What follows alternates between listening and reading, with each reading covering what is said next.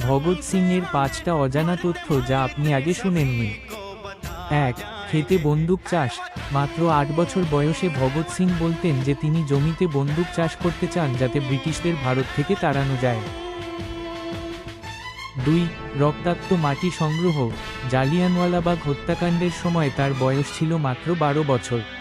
সেই নৃশংসতার পর তিনি স্কুল পালিয়ে সেখানে যান এবং শহীদদের রক্তভেজা মাটি একটি বোতলে ভরে বাড়িতে নিয়ে আসেন, যা তিনি সারা জীবন ভক্তিভরে নিজের কাছে রেখেছিলেন।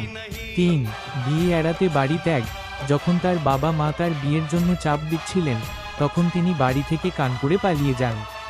যাওয়ার আগে তিনি বলে যান, পরাধীন ভারতে মৃত্যু ছাড়া অন্য কেউ আমার কনে হবে না। 4. সেরা অভিনেতা। কলেজে পড়ার সময় ভগৎ সিং একজন দক্ষ অভিনেতা ছিলেন।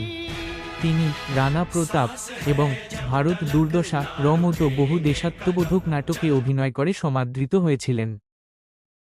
5. নির্ধারিত সময়ের আগে ফাঁসি। ব্রিটিশ সরকার এতটাই ভয় ছিল যে ভগৎ সিংয়ের ফাঁসি নির্ধারিত সময়ের 11 ঘন্টা আগেই কার্যকর করা হয়েছিল। ফাঁসির মঞ্চে যাওয়ার সময়ও তার মুখে হাসি ছিল এবং তিনি উচ্চস্বরে ইনকিলাব জিন্দাবাদ স্লোগান দিয়েছিলেন। ভিডিও ভালো লাগলে চ্যানেলটি লাইক ও সাবস্ক্রাইব অবশ্যই করবেন।